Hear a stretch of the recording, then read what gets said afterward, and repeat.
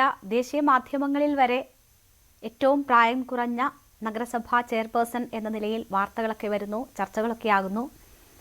ആ ത്രില്ലിൽ തന്നെയാണോ ഇപ്പോഴും? ത്രില്ല് അത് മേ ബി അത് പ്രഖ്യാപിച്ച ദിവസം അല്ലെങ്കിൽ സത്യപ്രതിജ്ഞ ചെയ്ത ദിവസം ഉണ്ടായി. അതിനുശേഷം തൊട്ട് ഇതിന്റെ റെസ്പോൺസിബിലിറ്റീസിലും ഡ്യൂട്ടീസിലേക്കുമായിട്ട് കടന്നിരിക്കുകയാണ്. അപ്പം സന്തോഷമുണ്ട്. പക്ഷെ അതിൽ കൂടുതൽ ഇപ്പം റെസ്പോൺസിബിലിറ്റീസ് ഏറ്റവും നന്നായിട്ട് ചെയ്യണം എന്നുള്ളൊരു ഇതിലാണ് ഇപ്പൊ പോയിക്കൊണ്ടിരിക്കുന്നത്. സത്യപ്രതിജ്ഞയ്ക്ക് ശേഷമുള്ള ഈ ദിവസങ്ങളിലെ പരിപാടികൾ എന്തൊക്കെയായിരുന്നു? കുറച്ച് ഫോർമൽ മീറ്റിംഗ്സ് ഉണ്ടായിരുന്നല്ലോ, കുറച്ച് ഇനോഗ്രേഷൻസ് മീറ്റിംഗ്സ്, പിന്നെ സ്റ്റാഫിനെ, മുനിസിപ്പാലിറ്റി സ്റ്റാഫിനെ കാണുക. കുറച്ച് ലൈറ്റ് വർക്ക് ഇതുവരെ ഉണ്ടായിട്ടുള്ളൂ. ഞങ്ങൾ ഉടനെ തന്നെ കൗൺസിൽ വിളിക്കുന്നതായിരിക്കും. അത് കഴിയുമ്പോൾ പിന്നെ നമ്മളുടെ ആക്ച്വൽ ഇതിനകത്തോട്ട് കിടക്കുന്നതായിരിക്കും. ഏറെ ചർച്ചകൾക്കൊടുവിലാണ് UDF-നെ പിന്തുണയ്ക്കാൻ നിങ്ങൾ തീരുമാനമെടുക്കുന്നത്. UDF-ന്റെ പിന്തുണയോടുകൂടിയാണ് ദിയ തെരഞ്ഞെടുക്കപ്പെട്ടിരിക്കുന്നത്. അപ്പോൾ അംഗങ്ങളുമായിട്ടൊക്കെ, കൗൺസിലർമാരുമായിട്ടൊക്കെയുള്ള പ്രാഥമികമായിട്ടുള്ള ആശയവിനിമയം എങ്ങനെ മുന്നോട്ട് പോകണമെന്ന കാര്യത്തിൽ നടന്നു കഴിഞ്ഞോ? നടന്നുകൊണ്ടിരിക്കുന്നു. കുറെയൊക്കെ കഴിഞ്ഞു. കുറച്ച് പേരോട് കൂടെ സംസാരിക്കാനുണ്ട്. പക്ഷെ ഒരു പ്രാഥമികമായിട്ട് കഴിഞ്ഞു. ഇനി ഒന്ന് ഡീറ്റെയിൽഡ് ആയിട്ട് എല്ലാവരും തമ്മിൽ ഇരിക്കണം. കൗൺസിൽ വയ്ക്കുമ്പോൾ അജണ്ട വെച്ച് സംസാരിക്കും. ഇപ്പൊ തുടങ്ങിയതല്ലേ ഉള്ളൂ. അപ്പൊ എല്ലാവരോടും ഇപ്പൊ ഒന്ന് അവർക്കാണേലും അവരുടെ വാർഡിലെ ഒരു ഒരു റോഡ് മാപ്പ് തയ്യാറാക്കാനുള്ള സമയം ഉണ്ട്. അപ്പൊ അത് കഴിഞ്ഞിട്ട് ഡീറ്റെയിൽഡ് ആയിട്ട് ഇരിക്കുന്നതായിരിക്കും. കുറച്ച് ദിവസങ്ങൾക്ക് മുമ്പ് വരെ ഉണ്ടായിരുന്ന ദിയ അല്ല ഇപ്പോൾ പൊതുചടങ്ങുകളിലൊക്കെ എത്തുമ്പോൾ, ആളുകൾക്ക് മുന്നിലേക്കൊക്കെ എത്തുമ്പോൾ നഗരസഭാ ചെയർപേഴ്സൺ ആണ് ദിയ ഇപ്പോൾ. അപ്പോൾ ആ നിലയ്ക്കുള്ള ഒരു ആദരവ് കിട്ടിത്തുടങ്ങിയോ? ഉണ്ട്. അതൊരു ആദരവ്, അത് ഒരിത്തിരി എന്താ പറയുന്നത്, സന്തോഷം തോന്നുന്നു. പക്ഷെ അതൊരു എന്താ പറയുന്നത്, I am not letting it get into my head, you know. അത് ഉറപ്പായിട്ടും അതൊരു സന്തോഷം തോന്നുന്നു. പക്ഷെ അത് ഉറപ്പായിട്ടും അത് റെസ്പോൺസിബിലിറ്റീസിന്റെ കൂടെയാണ് വരുന്നത്. അപ്പൊ അതിൽ കൂടുതൽ ഫോക്കസ് ചെയ്യാനാണ് ഇപ്പൊ താല്പര്യം. ദിയ, വീട്ടിൽ 2 കൗൺസിലർമാരുണ്ട്. വീട്ടിൽ എങ്ങനെയാണ് ചെയർപേഴ്സണ് വീട്ടിൽ അങ്ങനെ ആ നിലയ്ക്കുള്ള ഒരു ആദരവുണ്ടോ? ഇല്ല ഇല്ല, ഒരിക്കലും ഇല്ല. വീട്ടില് അച്ഛനും അമ്മയും, ഞാൻ ഫസ്റ്റ് ബോൺ ആണ്. സിസ്റ്ററായിട്ട് 5.5 ഇയേഴ്സിന്റെ ഡിഫറൻസ് ഉണ്ട്. അപ്പം സിസ്റ്ററെ സംബന്ധിച്ചിടത്തോളം ഒരിക്കലും തോന്നാൻ പോകുന്നില്ല. അതിപ്പോ ഞാൻ ഇപ്പം എന്താ പറയുന്നത്, പ്രൈം മിനിസ്റ്റർ ആയിപ്പോലും അത് തോന്നാൻ പോകുന്നില്ല. പേരൻസിനാണേലും അവരുടെ മകള് തന്നെ ഉണ്ട്, അവരുടെ കുഞ്ഞു കൊച്ചാണ് ഞാൻ ഇപ്പോഴും. അതിപ്പോഴും എപ്പോഴും അങ്ങനെ തന്നെ ആയിരിക്കും. എനിക്ക് തോന്നുന്നു അങ്ങനെ തന്നെ വേണം. എനിക്ക് തോന്നുന്നു ഒരിക്കലും നമ്മളിപ്പോ ഒരു പൊസിഷനിൽ എത്തിക്കഴിഞ്ഞുകൊണ്ട് ഒരിക്കലും നമ്മുടെ വീട്ടുകാരോ ഏറ്റവും അടുത്ത സുഹൃത്തുക്കളോ നമ്മളെ എങ്ങനെ കാണുന്നു എന്നുള്ളത് ഒരിക്കലും മാറരുതല്ലോ. അത് മാറിയാൽ നമ്മളല്ലാണ്ടായിട്ട് മാറി വേറൊരു ചിലപ്പോ ഒരു വ്യക്തിത്വത്തിലേക്ക് കടന്നെന്ന് വരാം. അതൊരിക്കലും നല്ലതല്ല എന്ന് ഞാൻ വിശ്വസിക്കുന്നു. അച്ഛൻ ഏറെ ആഗ്രഹിച്ച സ്ഥാനമാണ് മകളിലേക്ക് എത്തിച്ചേരുന്നത്. അപ്പോൾ അതെങ്ങനെയാണ് ദിയയ്ക്ക് അനുഭവപ്പെടുന്നത്? അച്ഛൻ ഏറെ കൊതിച്ചിരുന്ന സ്ഥലത്തേക്ക് ദിയ എത്തുമ്പോൾ, ആ സ്ഥാനത്തേക്ക് 21ാമത്തെ വയസ്സിൽ തന്നെ ദിയ എത്തുമ്പോൾ അത് അച്ഛൻ ഒത്തിരി ഡിസേർവിംഗ് ആയിട്ടുള്ള ഒരു പോസ്റ്റ് ആയിരുന്നു. അത് എഗ്രിമെന്റ് ഉണ്ടായിരുന്ന ഒരു ഇതായിരുന്നു. അത് പല കാരണങ്ങളാൽ അത് കിട്ടിയില്ല. അപ്പോൾ അന്നൊരു ഒത്തിരി ദുഃഖം ഉണ്ടായിരുന്നു എനിക്ക് പേഴ്സണലി, ആസ് എ ഡോട്ടർ എന്ന നിലയിലുണ്ടായിരുന്നു. പിന്നെ ഇതിപ്പോ ഒരു 3 വർഷങ്ങൾക്ക് ശേഷം എനിക്ക് തോന്നുന്നൊരു ഞാനിതൊരു ദൈവനിയോഗമായിട്ടാണ് കാണുന്നത്. അല്ലെങ്കിൽ ഇത് പെട്ടെന്ന് ഇങ്ങനെ എല്ലാ ഒരു സാഹചര്യം വന്നല്ലെങ്കിൽ ഞാൻ ഈ പോസ്റ്റിലേക്ക് എത്തുക എന്നുള്ളത് ഉറപ്പായിട്ടും മേളിലിരിക്കുന്ന ഒരാളുടെ കൃപയാണ്. ഒരു കാലത്തിന്റെ കാവ്യനീതി എന്ന് തന്നെ വേണമെങ്കിൽ വിശേഷിപ്പിക്കാം. ദിയ ജനിച്ച് 1 വയസ്സാകുമ്പോൾ മുതൽ തന്നെ അച്ഛൻ കൗൺസിലറാണ്. അതേ സ്ഥാനത്താണ് അച്ഛൻ ഇപ്പോഴും തുടരുന്നത്, ആവർത്തിച്ച് തെരഞ്ഞെടുക്കപ്പെട്ടിട്ടും. കഴിഞ്ഞ തവണ അച്ഛന് ചെയർമാൻ സ്ഥാനം നഷ്ടപ്പെട്ടതിൽ ദിയയ്ക്ക് നിരാശ തോന്നിയിട്ടുണ്ടോ? എനിക്കാണെങ്കിൽ നിരാശ ഉണ്ടായിരുന്നു. അത് ആസ് എ ഡോട്ടർ എന്നൊരു ഉപരി ഞാനാണെങ്കിൽ അദ്ദേഹത്തിന്റെ പൊളിറ്റിക്കൽ ഇതായിട്ട് ഞാൻ ഏറ്റവും അടുത്ത് കാണുകയും അത് വീക്ഷിക്കുകയും ചെയ്യുന്ന ഒരാളാണ്. അപ്പൊ ആസ് എ പൊളിറ്റീഷ്യൻ ഞാൻ അനലൈസ് ചെയ്യുക അല്ലെങ്കിൽ പഠിക്കുന്ന അല്ലെങ്കിൽ റെസ്പെക്ട് ചെയ്യുന്ന ഒരാളാണ്. അപ്പം ആ ഒരു രീതിയിലാണ് ഞാനത് ഡിസേർവിംഗ് ആണെന്ന് പറഞ്ഞത്. ഇപ്പം ഈ വാർഡുകളിൽ, ഈ 3 വാർഡുകളിലായിട്ട് പലതവണ മത്സരിച്ച് ലാസ്റ്റ് 20 ഇയേഴ്സ് ആയിട്ട് ഈ വാർഡ് കൗൺസിലർ ആണ്. എല്ലാ രീതിയിലും ഇവിടെ ഈ ജനങ്ങളോടുള്ള ബന്ധമാണെങ്കിലും ഈ ഇവിടെ കൊണ്ടുവന്നിട്ടുള്ള വികസനത്തിന്റെ പേരിലാണെങ്കിലും ഏറ്റവും ഡിസേർവിംഗ് ആയിട്ടുള്ള ഒരാളായിരുന്നു. അപ്പൊ അന്നത് നിഷേധിക്കപ്പെട്ടതിൽ എനിക്ക് ഒത്തിരി ദുഃഖം ഉണ്ടായിരുന്നു. അച്ഛന് ആ സ്ഥാനം നഷ്ടപ്പെട്ടതിന്റെ കാരണക്കാരൻ ജോസ് കെ മാണി മാത്രമാണോ? ജോസ് കെ മാണിയുടെ വാശി മാത്രമാണോ അതിന് കാരണം? ദിയ എങ്ങനെയാണ് അതിനെ നോക്കിക്കാണുന്നത്? ജോസ് കെ മാണി ഉറപ്പായിട്ടും അദ്ദേഹത്തിന്റെ അദ്ദേഹത്തിന്റെ രാഷ്ട്രീയ ചിന്താഗതികൾ നമ്മളിൽ നിന്ന് ഒത്തിരി വേറിട്ട് നിൽക്കുന്നതായിരിക്കാം. അതിപ്പോ ഇപ്രാവശ്യം നമ്മുടെ പാലായിലെ ജനങ്ങൾ അത് മനസ്സിലാക്കിയിരുന്നു. ജനങ്ങൾ ആ അപ്രീതി അവര് കാസ്റ്റ് ചെയ്ത വോട്ടിലൂടെ അവരത് പ്രകടിപ്പിച്ചിരുന്നു. ഒരു ഡെമോക്രാറ്റിക് കൺട്രിയാണ് ഇതെന്ന് അവര് തീർച്ചയായിട്ടും തെളിയിച്ചു തന്നിരിക്കുകയാണ്. അതിനി വരാൻ പോകുന്ന ഇലക്ഷനിലും അത് വിസിബിൾ ആയിരിക്കുമെന്ന് എനിക്ക് തോന്നുന്നു. ദിയ സൂചിപ്പിച്ചു ജോസ് കെ മാണിയുടെ പിടിവാശിയാണ് അച്ഛൻ അർഹതപ്പെട്ട സ്ഥാനം കിട്ടാതെ പോയതിന് കാരണമെന്ന്.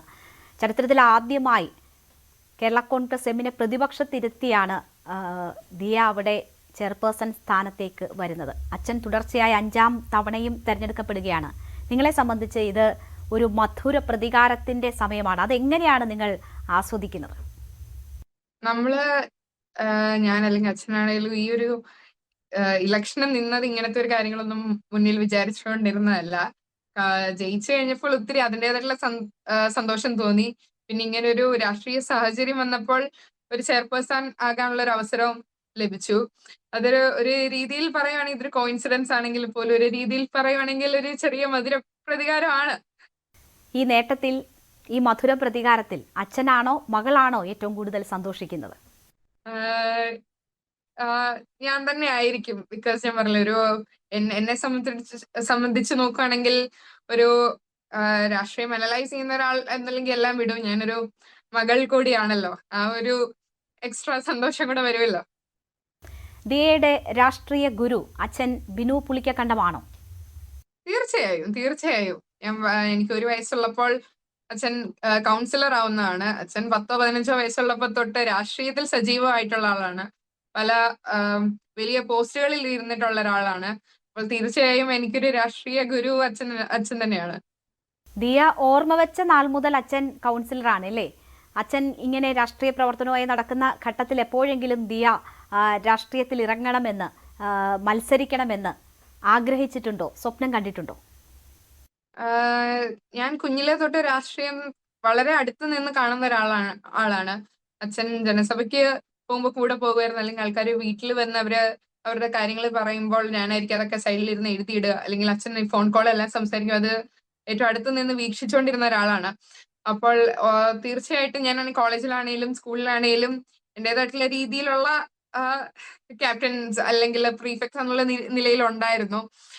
സജീവ രാഷ്ട്രീയത്തിലേക്ക് ഇത്രയും എപ്പോഴെങ്കിലും ഇറങ്ങുമായിരിക്കാം എന്ന ചിന്ത ഉണ്ടായിരുന്നെങ്കിൽ ഇത്രയും പെട്ടെന്ന് അതിനൊരു അവസരം കിട്ടുമെന്ന് വിചാരിച്ചിരുന്നില്ല. ആ ഒരു അവസരം കിട്ടിയപ്പോൾ അതൊരു കോളിംഗ് ആയിട്ട് കണ്ട് ഞാൻ അതിലോട്ട് മുന്നോട്ട് ഇറങ്ങുമായിരുന്നു. അങ്ങനെ ഒരു സിറ്റുവേഷൻ വന്നപ്പോൾ മത്സരിക്കാനുള്ള ആ സജഷൻ ആദ്യം വെച്ചത് അച്ഛൻ തന്നെയാണോ? അതെ, അച്ഛനാണ് ആ സജഷൻ വെച്ചത്. എന്നോട് ചോദിച്ചു, ഇങ്ങനെ ഒരു ഇതുണ്ട്, നീ നിൽക്കുന്നോ, നീ ഇതിനെപ്പറ്റി ഒന്ന് പഠിക്കുക, നീ എന്നിട്ട് എന്ത് ഡിസിഷൻ ആണെങ്കിലും നീ എടുത്തോളൂ, ഞങ്ങൾ സപ്പോർട്ട് ചെയ്യുമെന്ന് പറഞ്ഞു.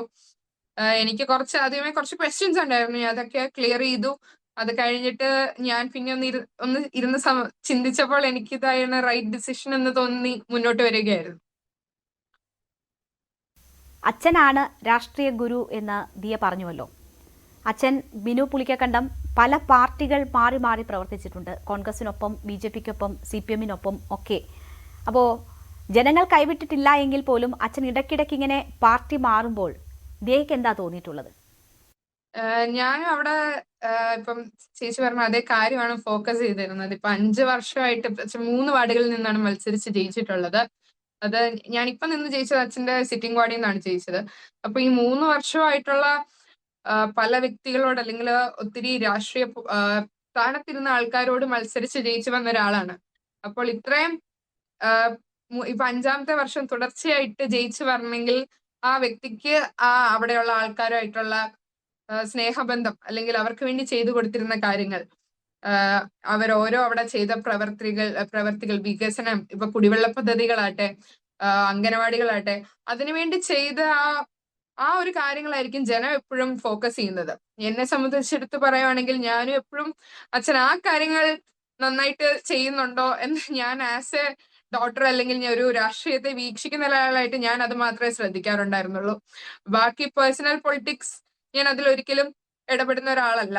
അപ്പോൾ എന്നെ സംബന്ധിച്ചിടത്തോളം ഞാൻ ഏതൊരു വ്യക്തിനെ പറ്റി നോക്കുവാണേലും, ഏതൊരു പൊളിറ്റിക്കൽ ലീഡറെ പറ്റി നോക്കുകയാണേലും ആ വ്യക്തി അവർക്ക് ആൾക്കാർക്ക് വേണ്ടി അവർ എന്ത് ചെയ്യുന്നു എന്നാണ് ഞാൻ എപ്പോഴും ഫോക്കസ് ചെയ്യുന്നത്. അതിന് വില കൊടുക്കുന്ന ഒരാളാണ് ഞാൻ.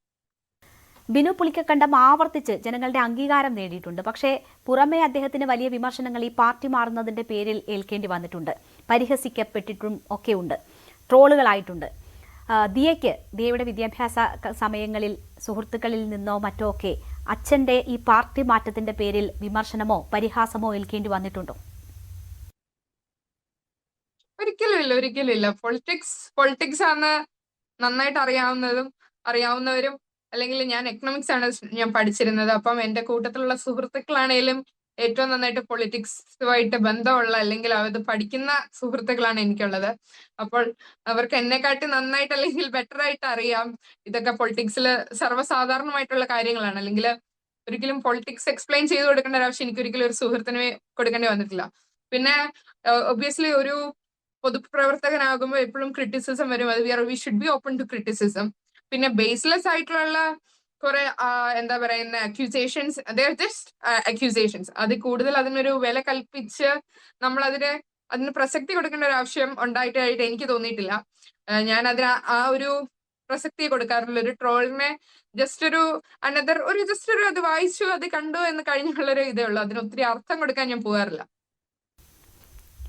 ദിയ ഇപ്പോൾ ഒരു സ്വതന്ത്ര സ്ഥാനാർത്ഥിയായിട്ടാണല്ലോ മത്സരിച്ച് ജയിച്ചത്. ദിയയുടെ പഠനകാലത്ത് എപ്പോഴെങ്കിലും ഏതെങ്കിലും രാഷ്ട്രീയ പാർട്ടികളുമായി ഇടപെട്ട് പ്രവർത്തിച്ചിട്ടുണ്ടോ? അല്ലെങ്കിൽ ഏതെങ്കിലും രാഷ്ട്രീയ പാർട്ടിയുടെ ഭാഗമാകാൻ ആഗ്രഹിച്ചിട്ടുണ്ടോ? ഇല്ല. ഞാനാണെങ്കിൽ 21. എനിക്ക് എന്റേതായിട്ടുള്ള പൊളിറ്റിക്സ് ഉണ്ട്, എന്റേതായിട്ടുള്ള ബിലീഫ്സ് ഉണ്ട്, എന്റേതായിട്ടുള്ള വ്യൂസ് ഉണ്ട്. പക്ഷെ അതൊരിക്കലും ഒരു പൊളിറ്റിക്കൽ പാർട്ടി ആയിട്ട് ഇന്നേവരെ അഫിലിയേറ്റഡ് ആയിട്ടില്ല. ഭാവിയിൽ ഇപ്പോൾ പ്ലാൻ ഇല്ലെങ്കിലും ഭാവിയിൽ ഏതെങ്കിലും ഒരു രാഷ്ട്രീയ പാർട്ടിയുടെ ഭാഗമാകുമോ? അങ്ങനെ ആഗ്രഹങ്ങളുണ്ടോ? അതിന് ഇപ്പോൾ ആ ചോദ്യത്തിന് പ്രസക്തി ഇല്ലാന്ന് തോന്നുന്നു. അടുത്ത 5 വർഷം എനിക്ക് ഏറ്റവും നന്ദി പറയാനുള്ള എന്നെ വിശ്വസിച്ച് എനിക്ക് വേണ്ടി വോട്ട് ചെയ്ത് എന്നെ ജയിപ്പിച്ചു വിട്ട നാട്ടുകാർക്കാണ്. അപ്പം ഇനി അടുത്ത 5 വർഷം എന്റെ ഫോക്കസ് വിൽ ബി ഓൺ ഈ പാലായിലെ ആൾക്കാർക്കും അവരുടെ വികസനത്തിനും വേണ്ടിയായിരിക്കും. ഇപ്പോഴേ പാർട്ടി അങ്ങനെയൊന്നും ഞാൻ ചിന്തിക്കുന്നില്ല. ഞാൻ പറഞ്ഞില്ല, എനിക്ക് എന്റേതായിട്ടുള്ള വ്യൂസ് ഉണ്ട്. I am still learning. ഇപ്പൊ still getting educated on so many things. അപ്പൊ ഞാൻ എന്റെ ബിലീഫ്സ് കുറച്ചുകൂടെ വൈഡൻ ആക്കാനും കുറെ കൂടെ പഠിക്കാനും ശ്രമിക്കും. ഇപ്പോഴേ ഒരു പാർട്ടി ആയിട്ട് ഞാനിപ്പോ ഒന്നും അഫിലിയേറ്റ് ആവുന്നില്ല. ദിയയ്ക്ക് പ്രായഭേദമന്യേ എല്ലാവരും വോട്ട് ചെയ്തിട്ടുണ്ട്, എല്ലാവരും ഒപ്പം നിന്നിട്ടുണ്ട്. പക്ഷേ ദിയ ഒരു ജെൻസി ചെയർപേഴ്സണായിട്ടാണ് അറിയപ്പെടുന്നത്. അപ്പോൾ ജെൻസികൾക്ക് വേണ്ടി എന്താണ് നഗരസഭാ ചെയർപേഴ്സൺ എന്ന നിലയിൽ ചെയ്യാൻ ഉദ്ദേശിക്കുന്നത്? ഞാൻ ഒരു ജെൻസി ചെയർപേഴ്സൺ ആണ്, അത് മനസ്സിലാക്കുന്നത്. അപ്പൊ കൂട്ടുകാർക്കാണെങ്കിലും ഒബ്വിയസ്ലി അത് ആൾക്കാർക്കാണെങ്കിലും ഒത്തിരി കൗതുകമുള്ള ഒരു കാര്യമാണ്. എന്നെ സംബന്ധിച്ച് പറയുകയാണെങ്കിൽ ജെൻസി ഇപ്പം it tend to be political. ഒരു പൊളിറ്റിക്സ് ഇല്ല എന്നുള്ളൊരു ചെറിയൊരു ടെൻഡൻസി കണ്ടുവരുന്നുണ്ട്. പക്ഷെ I believe everyone should have their own politics. അതിപ്പോ നിങ്ങളെ ഡയറക്റ്റ് ആയിട്ട് അഫക്ട് ചെയ്യുന്നില്ലെന്ന് പറയുന്നത് ജസ്റ്റ് ഒരു തെറ്റിദ്ധാരണയാണ്. ഇവിടെ നടക്കുന്ന എല്ലാ കാര്യങ്ങളും നമ്മൾ ഒരു രീതിയിൽ അല്ലെങ്കിൽ മറ്റൊരു രീതിയിൽ അഫക്ട് ചെയ്യുന്നുണ്ട്. അത് ജെൻസി മനസ്സിലാക്കേണ്ടതായിട്ടിരിക്കുന്നു. എനിക്ക് ഒരു കാര്യം പറയാനുള്ളത്, ഞാൻ എപ്പോഴും വിശ്വസിക്കുന്നത്, നമ്മൾ ഇവിടെ ഇന്ത്യയിൽ ജനിച്ചു വളർന്ന ആൾക്കാർ ഇവിടുത്തെ റിസോഴ്സസ് അല്ലെങ്കിൽ മെറ്റീരിയൽസ് യൂസ് ചെയ്ത് നമ്മൾ ഇവിടെ പഠിച്ചു വളരുന്ന Gen Z does not stay back in this country. അവരെപ്പോഴും എബ്രോഡ് പോയി അവിടെ എബ്രോഡുകാരാണ് അല്ലെങ്കിൽ എബ്രോഡുള്ള കൺട്രീസ് ആണ് നമ്മുടെ റിസോഴ്സസ് റീപ്പ് ചെയ്യുന്നത്. അപ്പം എന്തുകൊണ്ട് നമുക്ക് നമ്മുടെ യുവജനത്തെ ഇവിടെ പിടിച്ചു നിൽക്കാൻ സാധിക്കുന്നില്ല എന്നുള്ളൊരു ക്വസ്റ്റ്യൻ ഉണ്ട്. അതിന്റെ ആൻസറും നമുക്ക് തന്നെയുണ്ട്. നമുക്ക് ഇനഫ് ആയിട്ടുള്ള പിടിച്ചു നിർത്തി ഇപ്പം ഒരു നല്ലൊരു ലൈഫ് ക്വാളിറ്റി നമുക്ക് കൊടുക്കാൻ സാധിക്കുന്നില്ല. അല്ലെങ്കിൽ അവർക്ക് സ്കിൽസിനുള്ള റിട്ടേൺസ് നമുക്ക് അവർക്ക് തിരിച്ചു കൊടുക്കാൻ സാധിക്കുന്നില്ല. ഇതുകൊണ്ടാണ് ജെൻസി ഇപ്പൊ വെളിയിലോട്ട് പോകാൻ അല്ലെങ്കിൽ എബ്രോഡ് പോകാൻ അവര് അഡോപ്റ്റ് ചെയ്യുന്നത്. പക്ഷെ അത് മാറണം. നമ്മൾ കുറെ കാര്യങ്ങൾ ഇവിടെ ഫിക്സ് ചെയ്യുവാണെങ്കിൽ, നമ്മൾ അമ്യൂണിറ്റീസ് ഇംപ്രൂവ് ചെയ്യുകയാണ്, അല്ലെങ്കിൽ ജോബ് ഓപ്പർച്യൂണിറ്റീസ് ക്രിയേറ്റ് ചെയ്ത് ഒരു റീസൺ ടു സ്റ്റേ ബാക്ക് ഇന്ത്യയിൽ കൊടുക്കുവാണെങ്കിൽ ജെൻസി സ്റ്റേ ബാക്ക് ചെയ്യും. ജെൻസി സ്റ്റേ ബാക്ക് ചെയ്ത് എന്നാൽ മാത്രമേ നമ്മളുടെ ഇൻകം ഇൻക്രീസ് ചെയ്യുള്ളൂ. ഇൻകം ഇൻക്രീസ് ചെയ്യാതെ ബാക്കി എല്ലാ കാര്യങ്ങളും ഇൻക്രീസ് ചെയ്യുള്ളൂ. സോ അതാണ് എനിക്ക് പറയാനുള്ളൊരു കാര്യം. ദിയ, ഈ ജെൻസി തലമുറയുടെ രാഷ്ട്രീയ ബോധ്യത്തെക്കുറിച്ചുള്ള പല വിധത്തിലുള്ള ചർച്ചകൾ നമ്മൾ കണ്ടിട്ടുണ്ട് അല്ലേ? ഐ ഡോണ്ട് കെയർ എന്ന സമീപനമായിരിക്കും ചിലർക്കെങ്കിലും, അല്ലെങ്കിൽ ഐ ഹേറ്റ് പൊളിറ്റിക്സ് എന്ന് പറയുന്ന കുറേ പേരെങ്കിലും ആ കൂട്ടത്തിലുണ്ടാകും. ആര് ജയിച്ചാൽ എന്താ, ആര് തിരഞ്ഞെടുക്കപ്പെട്ടാൽ എന്താ, ആരാണ് ജയിക്കുന്നതെന്നോ തിരഞ്ഞെടുക്കപ്പെടുന്നതെന്നോ ഒന്നും ഞങ്ങൾക്ക് അറിയണ്ട എന്ന് കരുതുന്നവരൊക്കെ ഉണ്ടാവും. അപ്പോൾ ഇത് സംബന്ധിച്ച് പലതരത്തിലുള്ള ഡിബേറ്റുകളൊക്കെ നടക്കുന്നുണ്ട്. എന്താണ് ജെൻസികളോട് ജെൻസി ചെയർപേഴ്സണ് പറയാനുള്ളത്? Do not be apolitical. നിങ്ങൾ ഇപ്പം പറഞ്ഞതുപോലെ എനിക്ക് രാഷ്ട്രീയമില്ല, ഞാൻ രാഷ്ട്രീയത്തെ പറ്റി കെയർ ചെയ്യുന്നില്ല, ആര് വന്നാലും എനിക്കൊന്നുമില്ല എന്ന് പറയുന്നത് ഒരു വളരെ തെറ്റായിട്ടുള്ളൊരു, എനിക്കൊന്നൊരു മിസ്ഇൻഫോംഡ് ആയിട്ടുള്ളൊരു കാര്യമാണ്. ഇവിടെ ഏത് പാർട്ടി വന്നാലും എന്ത് തീരുമാനം എടുത്താലും അത് നമ്മളെ അഫക്റ്റ് ചെയ്യുന്നുണ്ട്. അത് അഫക്റ്റ് ചെയ്യുന്നില്ല എന്ന് വിചാരിക്കുന്നത് ഒരു തെറ്റായ ചിന്തയാണ്. കാരണം നമ്മളത് മനസ്സിലാക്കാതെ പോകുന്നു. ഇത് എങ്ങനെ നമ്മളെ അഫക്റ്റ് ചെയ്യുന്നു, നമ്മളുടെ ഏത് ജീവിതത്തിന്റെ ഏത് ഭാഗത്താണ് അത് അഫക്റ്റ് ചെയ്യുന്നതെന്ന് മനസ്സിലാക്കാത്തതുകൊണ്ടുള്ള ഒരു കാര്യമാണത്. എൻ്റെ ഒരു അഭിപ്രായത്തിൽ നിങ്ങൾ ഒരിക്കലും ഇന്ന പാർട്ടിയെ സപ്പോർട്ട് ചെയ്യണം അല്ലെങ്കിൽ ഇന്ന പാർട്ടി ഇത് ചെയ്യണം എന്ന് ഒരിക്കലും ഞാൻ പറയില്ല. ബട്ട് എന്റെ ബിലീഫ് എന്ന് പറഞ്ഞാൽ നമുക്ക് എല്ലാവർക്കും അവരവരുടേതായ പൊളിറ്റിക്സ് വേണം, നമ്മളുടേതായിട്ടുള്ള ബിലീഫ് സിസ്റ്റം വേണം. നമ്മൾ എന്തിൽ വിശ്വസിക്കുന്നു അതൊരു, അല്ലെങ്കിൽ എന്ത് കാര്യം കൊണ്ടുവരണം, അല്ലെങ്കിൽ പൊളിറ്റിക്കൽ ബിലീഫ്സ് എന്തായാലും വേണം. അതിപ്പം ചിലപ്പോൾ രണ്ട് പാർട്ടിയുടെ നമ്മളൊരു ഒരു റൈറ്റ്ലി എന്താ റൈറ്റ് ലീനിങ് ആയിട്ടുള്ള പൊളിറ്റിക്സ് ആയിരിക്കാം, ലെഫ്റ്റ് ലീനിങ് ആയിട്ടുള്ള പൊളിറ്റിക്സ് ആയിരിക്കാം, അല്ലെങ്കിൽ ഒരു മിഡിൽ ഗ്രൗണ്ട് ആയിരിക്കാം. എന്താണേലും നമ്മളുടേതായിട്ടുള്ള രാഷ്ട്രീയം വേണം. എന്നാൽ അത് പിന്നെ രാഷ്ട്രീയ കാര്യങ്ങൾ നിരീക്ഷിക്കണം. ഇപ്പം ഒരു ലോ പാസ്സാക്കാൻ പോവാണെന്ന് പറഞ്ഞാൽ ആ ലോ എന്താണ് എന്നിപ്പം ശശി തരൂർ കഴിഞ്ഞ ദിവസം ഒരു ലോ കൊണ്ടുവരാൻ വേണ്ടി ശ്രമിക്കുന്നുണ്ട്. അതിനെപ്പറ്റി അതൊന്ന് അത് ജസ്റ്റ് ഒന്ന് കാണുമ്പോൾ അതൊന്ന് വായിച്ചു നോക്കിയാലും ഒന്ന് മനസ്സിലാക്കാൻ ശ്രമിക്കണം എന്ന് ഞാൻ അഭ്യർത്ഥിക്കുന്നു. ദിയ ഒരു MBA ആകണമെന്ന് ആഗ്രഹിച്ചിരുന്നതാണ് എന്ന് ഞാൻ മനസ്സിലാക്കിയിട്ടുണ്ട്. ഇപ്പോൾ ഒരു വലിയ ഭാരിച്ച ഉത്തരവാദിത്തമാണ് തലയിലുള്ളത്. അപ്പോൾ അതിനിടയിൽ ഈ പഠന സ്വപ്നങ്ങൾ എങ്ങനെ മുന്നോട്ട് കൊണ്ടുപോകും? ഞാൻ ഇനി ഒത്തിരി പഠിക്കണം എന്ന് ആഗ്രഹമുള്ള ഒരാളാണ്. MBA എന്തായാലും തീർച്ചയായിട്ടും ഞാൻ എടുക്കും. അതെന്റെ ഒരു പേഴ്സണൽ ആഗ്രഹമാണ്. പക്ഷെ ഇപ്പോൾ എത്തിച്ചേർന്നിരിക്കുന്ന ഒരു റെസ്പോൺസിബിലിറ്റി തന്നെയാണ് എന്റെ പ്രയോറിറ്റി. അപ്പോൾ എന്തായാലും ഇതിന്റെ കൂട്ടത്തിൽ എന്തായാലും ഒരു ആക്റ്റീവ് ലേണിംഗ് നടക്കില്ല എന്ന് ഞാൻ മനസ്സിലാക്കുന്നു.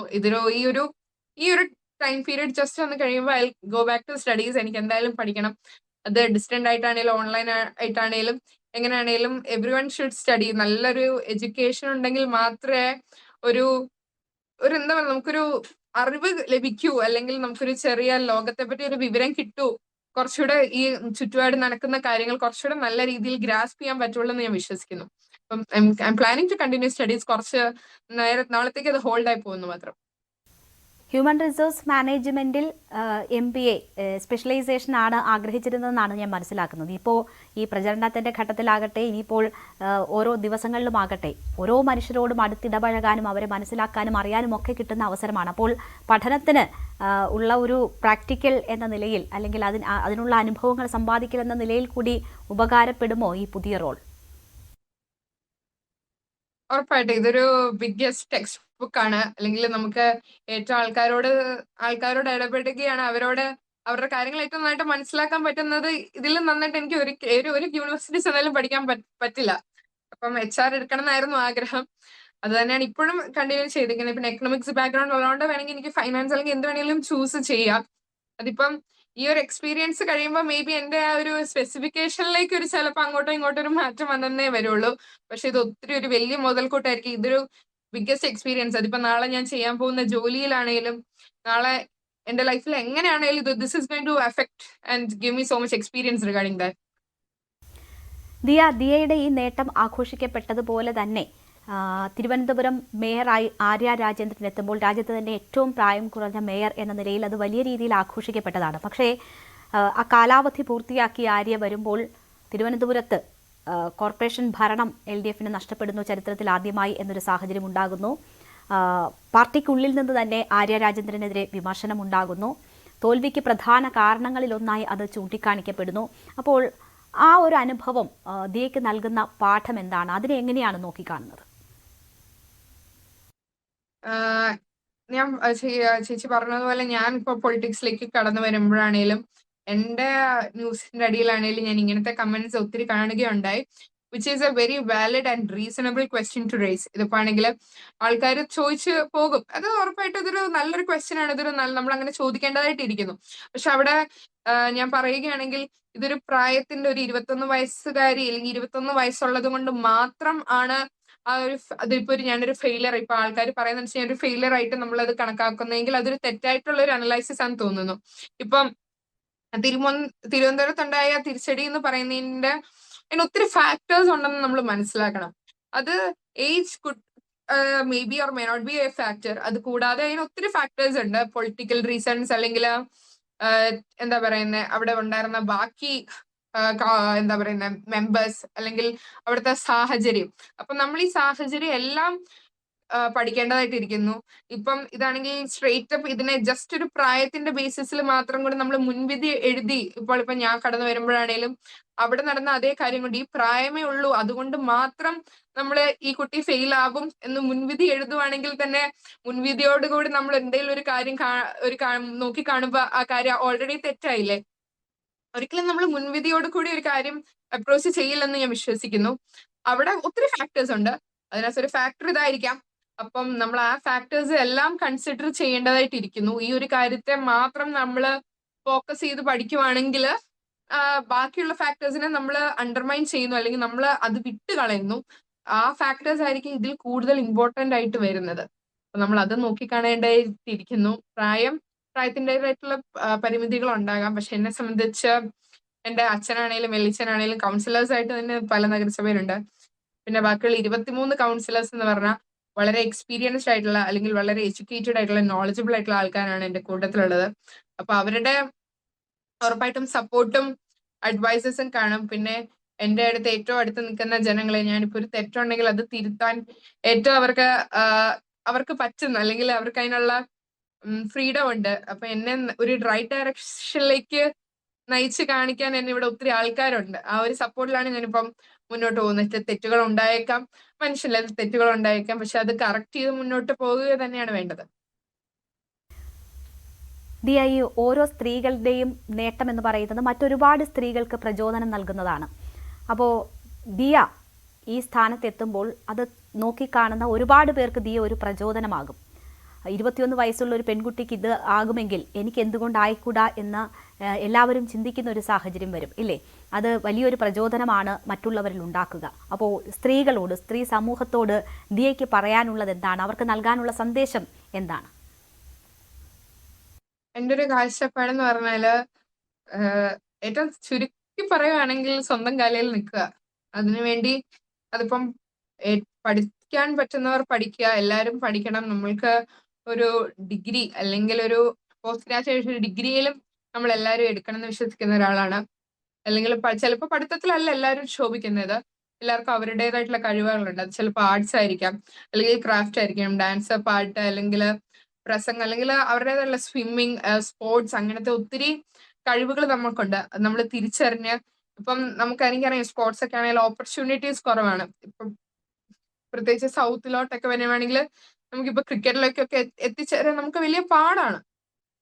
പക്ഷേ നമ്മളുടെ കഴിവിന് വേണ്ടി നമ്മൾ ഒത്തിരി വർക്ക് ചെയ്യണം. ഇതൊരു ഇപ്പൊ നമുക്ക് സ്വന്തമായിട്ടൊരു പേര് നേടിയെടുക്കാൻ വളരെ പാടാണ്. അതിപ്പോ ഒരു സ്ത്രീ ആണേലും പുരുഷനാണേലും to make your name is a very hard thing to do.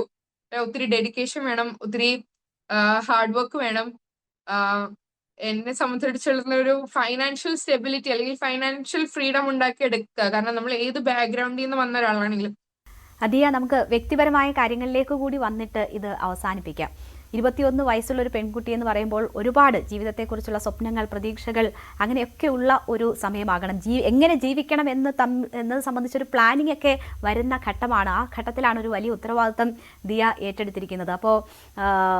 ഇപ്പോൾ യാത്ര, ഫ്രണ്ട്സ്, അവരുമായിട്ടുള്ള അടിച്ചുപൊളി, അങ്ങനെയൊക്കെ ഉള്ള ഒരുപാട് പ്രതീക്ഷകൾ ഉണ്ടാകുമല്ലോ. ഞാൻ വിവാഹത്തിലേക്ക് മാത്രമല്ല ചുരുക്കുന്നത്. അപ്പോൾ അതിനെക്കുറിച്ച് ഉള്ള പ്ലാൻ എന്താണ്? ഈ ഉത്തരവാദിത്തത്തിനൊപ്പം ആ ആഗ്രഹങ്ങൾ കൂടി മുന്നോട്ട് കൊണ്ടുപോകാൻ എന്താണ് പ്ലാൻ? അത് ഒബ്വിയസ്ലി എനിക്ക് ഇപ്പൊ എന്താ പറയുന്നത്, ഇത് കഴിഞ്ഞിറങ്ങുമ്പോ ഒരു 26 ഇയേഴ്സ് ആവും. ഇതിപ്പോ ഐ തിങ്ക് ഇപ്പോഴത്തെ സൊസൈറ്റി വെച്ച ഒരു റീസണബിൾ ഏജ് ടു, അല്ലെങ്കിൽ society expects you to get married, and that's a very fair question. അപ്പം right now my focus is on studies. പിന്നെ ഒത്തിരി സുഹൃത്തുക്കളുണ്ട്. സുഹൃത്ത് ബന്ധം നന്നായിട്ട് കാത്തു സൂക്ഷിക്കുന്ന ഒരാളാണ്, അല്ലെങ്കിൽ കാത്തു സൂക്ഷിക്കാൻ ശ്രമിക്കുന്ന ഒരാളാണ്.